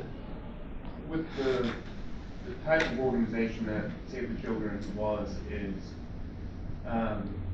you're not really concerned about someone else coming in and swooping in and doing a better job of save more children. How are you concerned about your ability to be competitive as an NGO versus what a company that's selling something? So for example, World Vision, which was probably 5 times larger than Save the Children, had a large child-based program. And so one of the other discussions you can have with the senior management team is, so what's World Vision doing in their IT to support the child programs? And what are we doing? How does that compare? That's called benchmarking. Right? Benchmark yourself against other organizations, because even in nonprofit organizations, there's still some basic competition. We don't want to be left behind what the other child response organizations are doing, for example. So that becomes an important part of the conversation. And depending on what type of organization you work for, what type of business your company does, knowing who your competitors are, or your colleagues, if you want to use a different word, and what your comparison group is, becomes an important question and an important element in having the discussions about how you're going to face economic changes. If others are going to run faster than we are, then in a year or two, they're going to be that much further ahead. That's part of the discussion. Okay, in the International Red Cross, where I worked for 7 years, we had an issue of how do we bridge the digital divide that even exists within our organization. And here, the approach we took to IT strategy was actually based in an experience I had with my 11th grade math teacher. This is not her picture, but this could have been an 11th grade math classroom in New York. I think this came from the New York Times, and so it is from New York. And I took trigonometry with her as a junior in high school, and she would always say, draw a picture. Before you try to solve this problem, draw a picture of it, and she would draw the circle or the equation. And then I took calculus in college, and I was struggling with calculus, and I went back to see her. Her name was Mrs. Heitner, and I said, Mrs. Heitner, how do I approach this problem of differential calculus? And she smacked me on the arm, and she said, draw a picture. She said, you got a curve here, you're trying to solve for the area underneath here. And she said, you draw a picture first. You're never going to understand how to solve this problem unless you draw the picture first. And I said, okay, maybe we can apply that to strategy too. What if at the Red Cross we drew a picture of where it is we want to go? And that's the back of the napkin picture. This is from, you can see it dated here, it's August 2015. Here's IT where we were, the current state, the IT foundations, and then where do we want to do more of things, and the word more appears in those circles. And then here's the goal. We want to have more resilient communities. So the communities in which we work, we want them to be able to bounce back from shocks and problems, disasters, and other things. And to do that, we need to have more resilient national societies. These are the country offices in the Red Cross Red Crescent system. So how do we get from there to here? It's these circles and paths that were part of this brainstorming exercise. And yes, you can use apps to do mind maps that will draw these. I'll show you a drawing in the next slide. But there's something about having the discussion and drawing on a piece of paper that becomes an interesting, a very physical, visceral type of activity to start to think through this, and also to keep a holistic view. I want to get from here to here. And my strategy is going to talk about what things I need to do better or do more of to get from the current IT to that kind of impact. So if we clean it up, it looks like this. And I'm not going to go through this entire diagram, but these are the IT strategy foundations on the left, and the same type of more statements that you saw before. These are the IT transformations that need to happen. This was a branding or a mission statement we made. We want to have one secretariat, that was the Geneva office, and one IT. And one IT meant bringing things together and ending the fragmentation and operating as a single unit. But because the new Secretary General had already said that we want to become one secretariat and have a more unified headquarter organization, it became rather natural for us to talk about a one IT. So the other thing when you think about alignment is how am I connecting to the direction that the organization as a whole is going to? So in this case, it was organization wants to be one IT, one secretariat rather, we're going to be one IT. And then there were certain types of studies that were being done, and so connecting where those were allowed us to have a discussion with the chief financial officer and others. But ultimately, more resilient societies, those are country organizations, and then more resilient communities where we wanted to get to. So sometimes it's useful to have on a single page that answers the question, what's your why, where are you trying to get to, and what are the key building blocks to get you there. Another way of looking at it is this rather busy diagram. This was called the house diagram because what it had was we said, okay, our IT mission is going to be do more, reach further, be faster. See, so the more questions before, that went into a new mission statement for IT.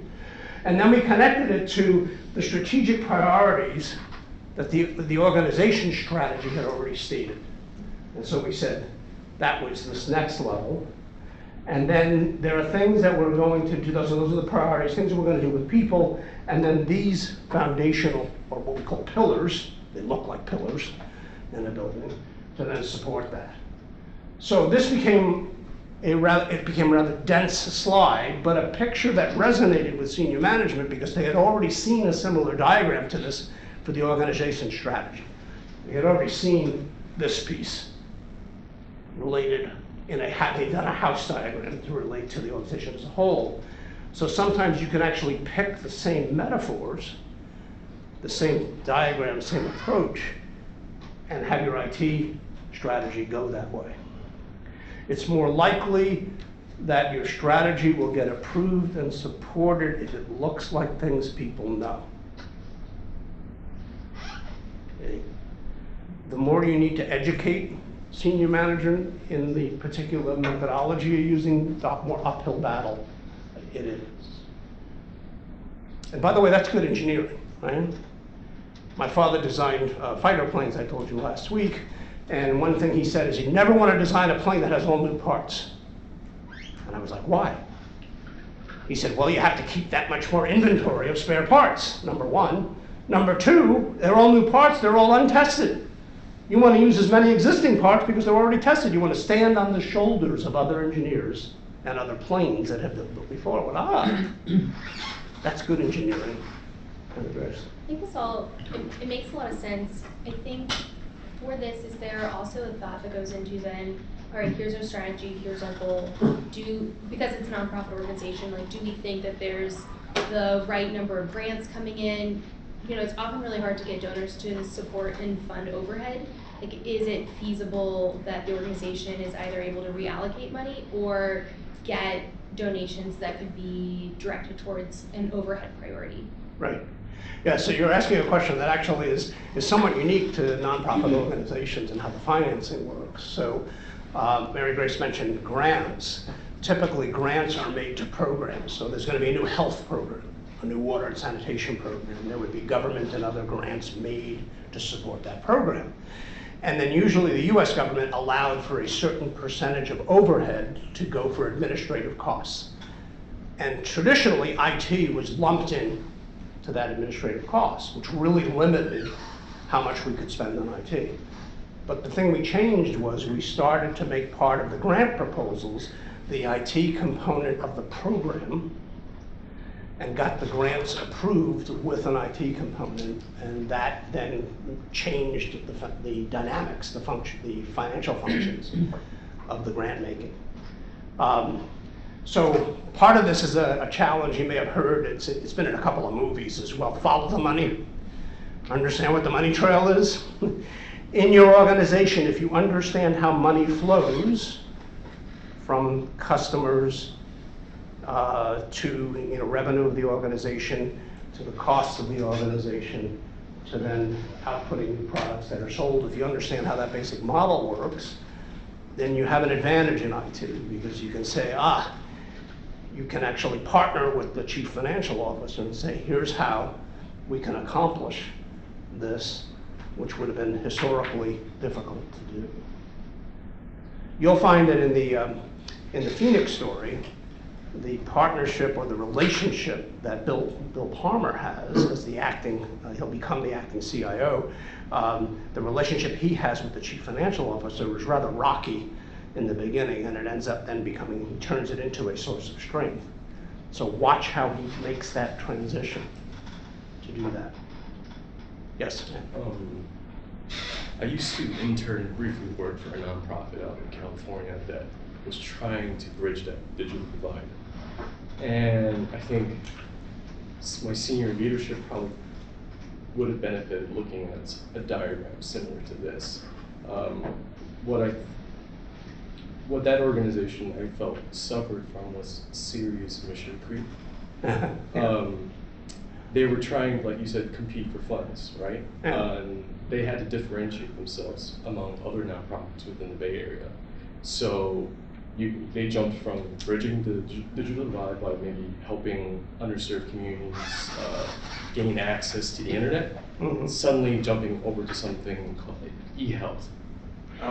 And the problem was there was no real expertise within the team, nor the supporting infrastructure in healthcare, let alone real strong IT technical knowledge. And so over time, the funding was just drying up. It's hard to get repeat funding in a nonprofit organization if you're not delivering impact on yourself. Yeah. And increasingly, and this has been largely the influence of Bill and Melinda Gates Foundation, and demanding measurable impact for the grants that are made. But scope creep is actually, it's most insidious in a nonprofit organization because everything's for good, right? And so saying no to something that ultimately would be for good is a difficult thing. There's a technique you can use in that, and I actually use it for for-profit organizations too. Rather than saying no to certain IT projects, we said, great idea, let's do that in phase 4 of our strategy, and we'll look at that in 2 years. And so we then have discussions among senior managers and department heads about which things should be worked on first, and what was the limit of our capability, and then we wouldn't lose any good idea, we would just sequence it out to later phases. So that's a way of saying no without saying no. It's deferring, you know? Yeah. And that's hard to do, but you're right, to be successful, you have to keep a narrower focus in, you know, it almost sounds redundant, in where you can be successful as an IT organization. Yes, you want to learn new things, yes, you want to grow and expand, but one of the things that typically kills organizations is too rapid growth. If things expand too quickly, there's not an organization to support it. That's a hard decision to make, what that optimal growth is. Okay, let me just state the conclusion here and then let's take a break. So we have a number of tools, like the SWOT analysis, to break down the context and set our destination goal, whether it's then using brainstorming techniques like that mind map. And we will study SWOTs from other organizations as part of our take-home assignment, which I'll talk about a little bit later. But let's take a 5-minute break and then come back at it.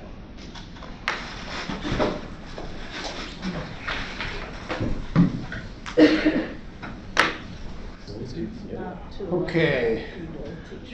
No, Let's watch but Shackleton. they is enough. That's why they're dedicated.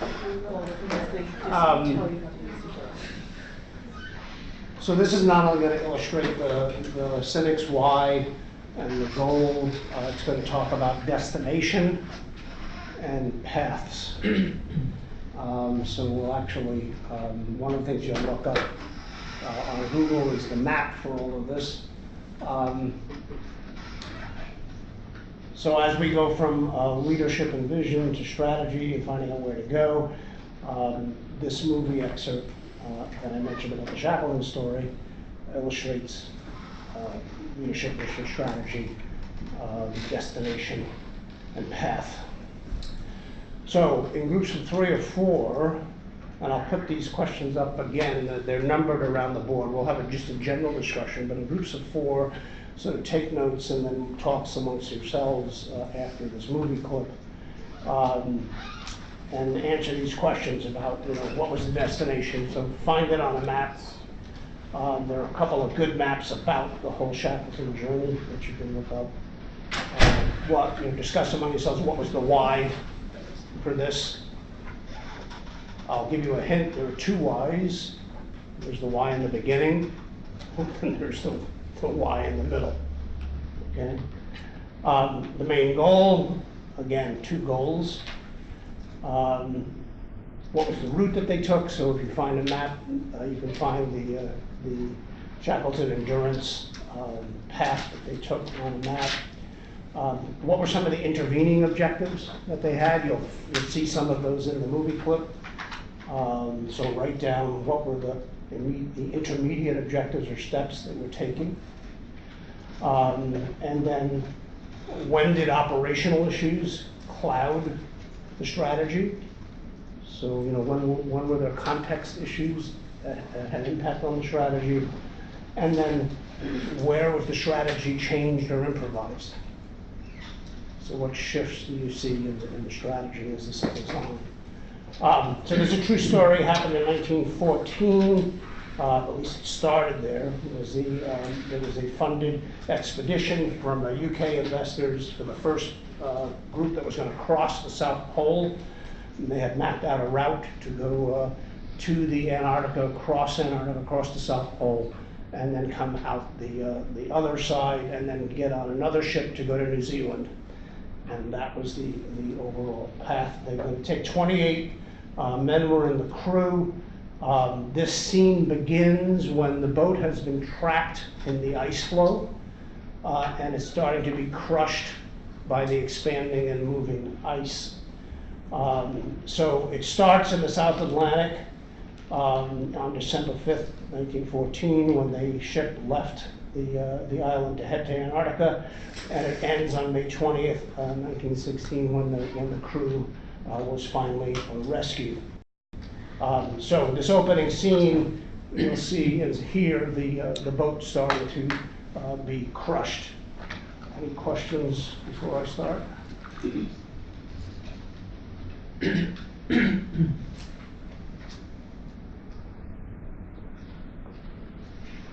Okay, now hopefully the sound will work.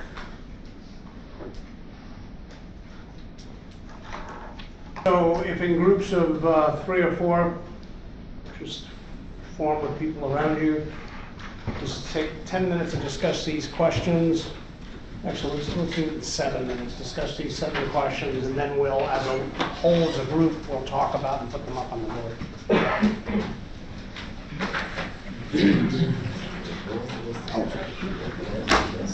Okay, so. All right, let's talk about the rest of the larger group. Told me myself. Destination. I'm kind of walking. What was the original They look like they're just wearing like sails around them, you know, like the canvas jackets or something. The moving wind breakers. Oh, it's getting frostbite. Oh, we're coming to Right, so they started at South Georgia Island, December 5th, 1914. Ship traveled here, it got stuck on the ice here. And the ice pack drifted. Then they got in the rowboats, which is largely what we saw, and they went up to Elephant Island, right? Then only 6 of the 28 got in a reconditioned car boat and then took that just back to South Georgia.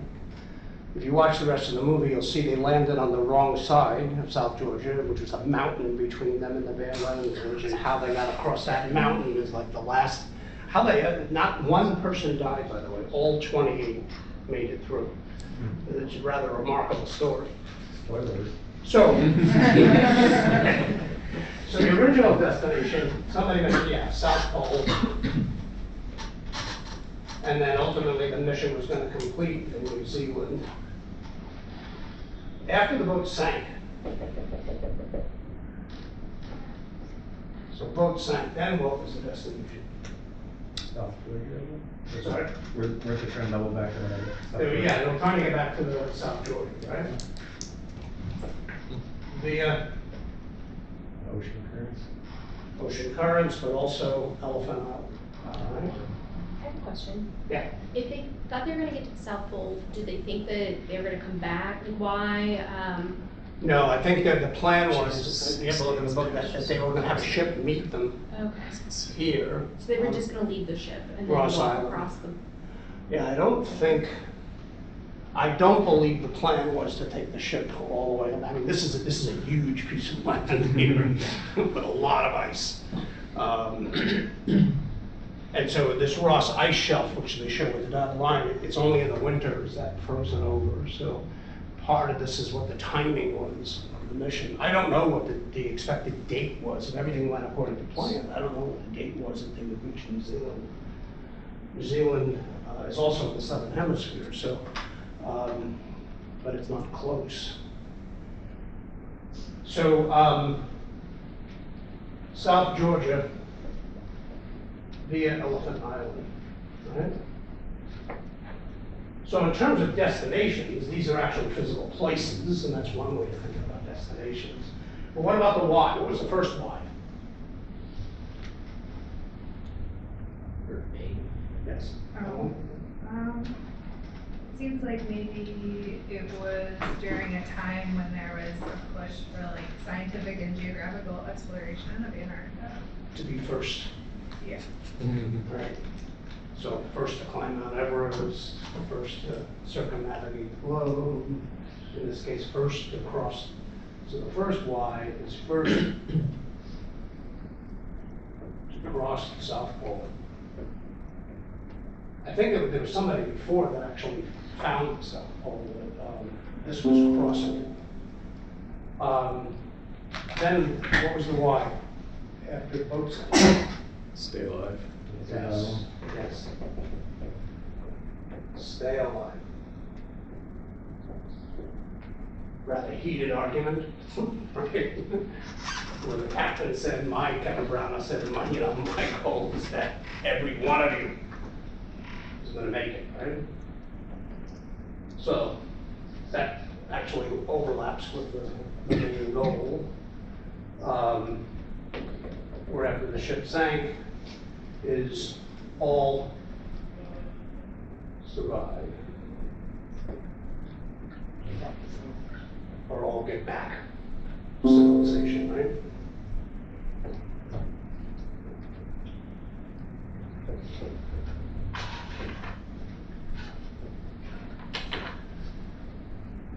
Route.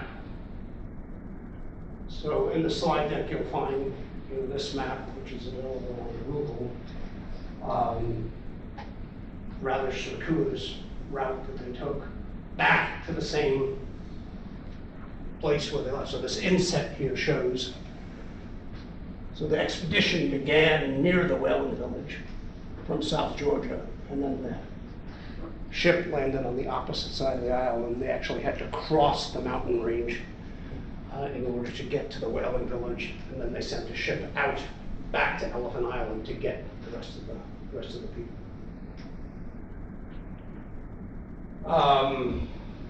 Intervening objectives. Yes. Allow the sick to stay put. Yes.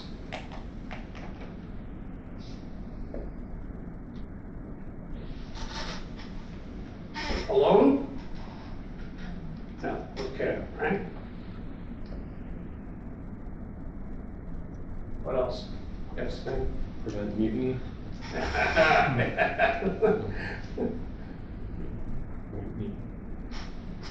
What did the captain do to convince everybody to stay alive? Seems like there was a lot of appeal to authority. Yeah, at first it was just asserting, I'm in charge. Then what? Yeah. Contract. Contract, yeah. So first the assertion, then back, and what did he threaten? Anybody that's gonna threaten the mission, shoot him, right? And then, so that was threat. But then contract. And ultimately, Money. money, you're gonna get paid, right? Paid, right?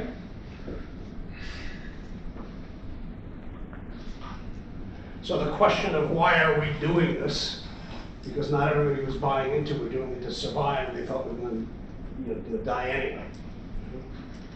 I was gonna say, it seemed like he also was really receptive or perceptive as a leader, where it seemed like he was very, well, at least how the movie depicts it, at monitoring morale and kind of like being, through his actions, kind of continuing to drive things forward through like how he connected with some of the other men.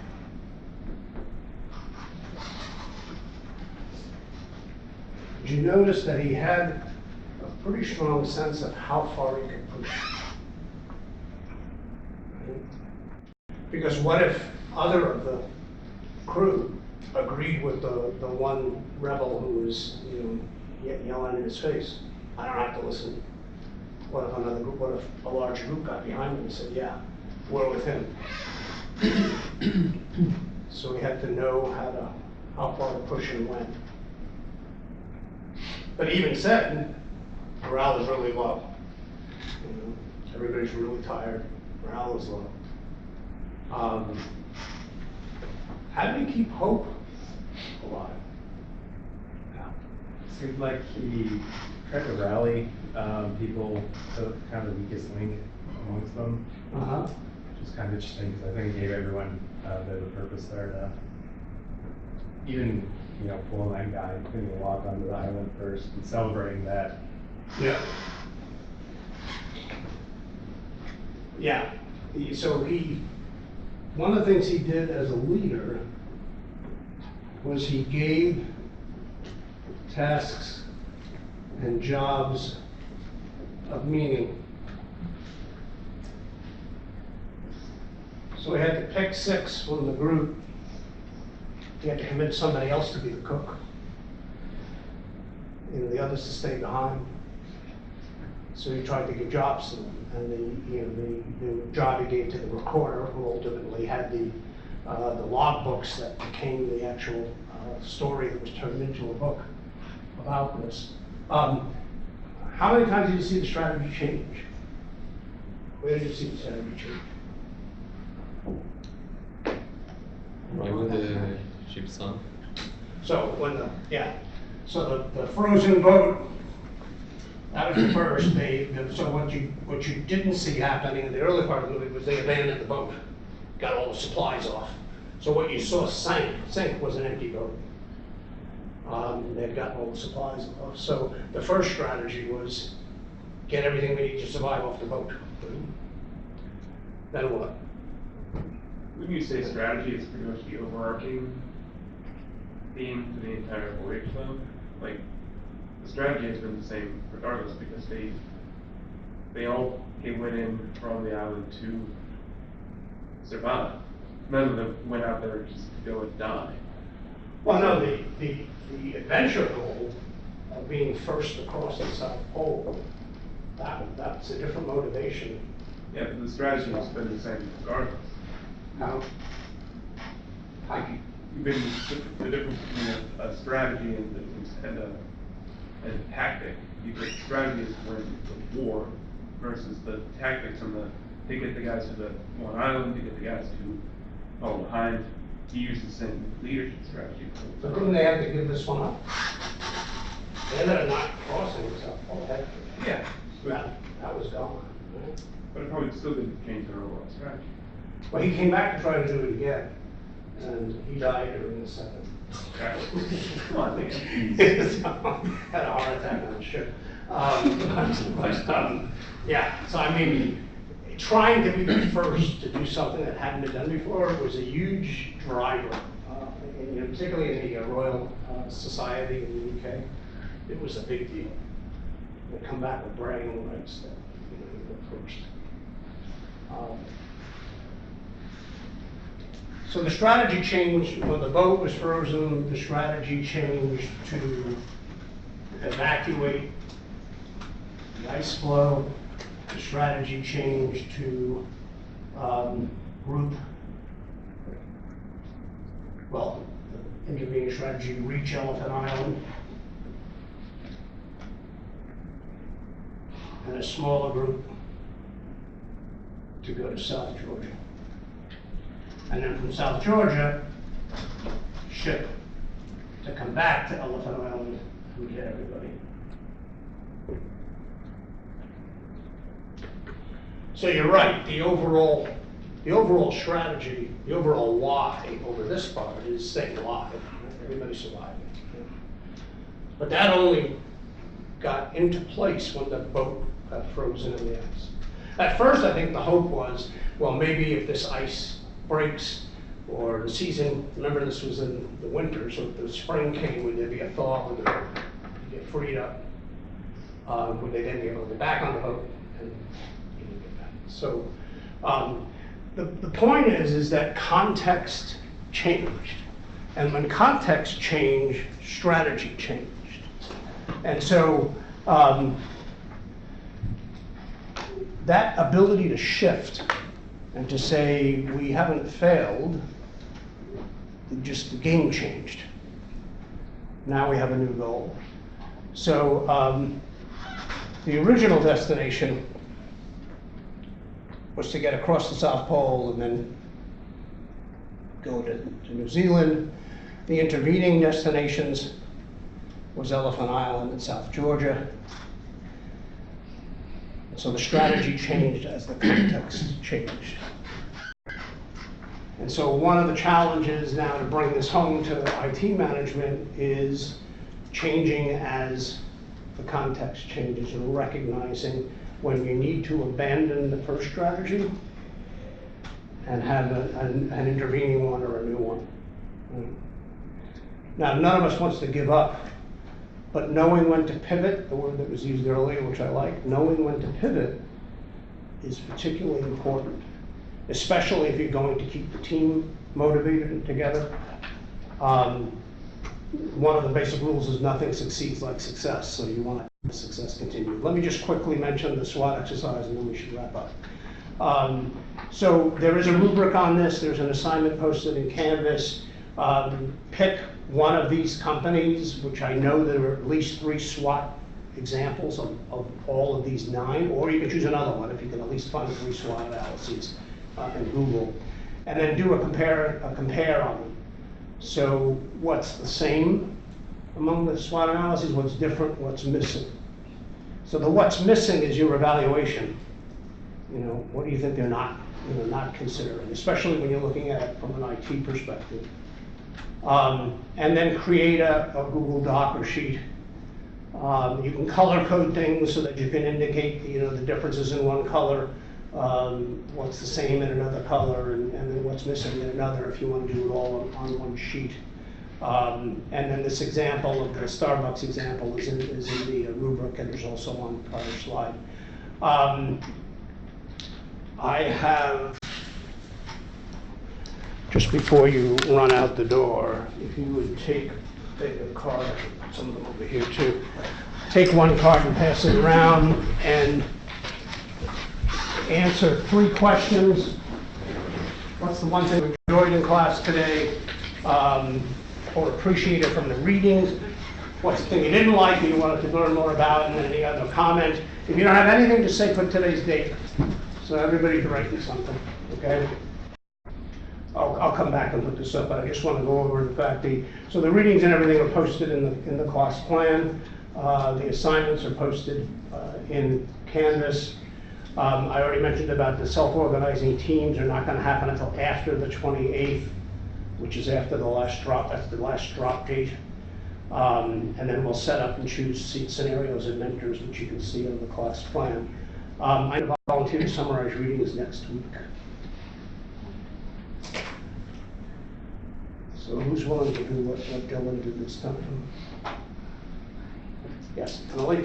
Okay, great. Thank you.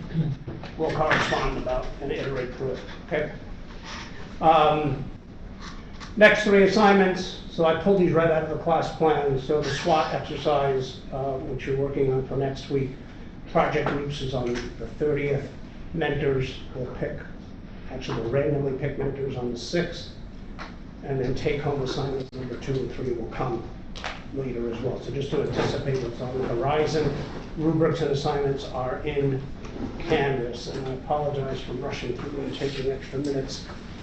But as soon as you've had a chance to write down a few thoughts on this, you're free to go. Thank you. Thank you, Joe.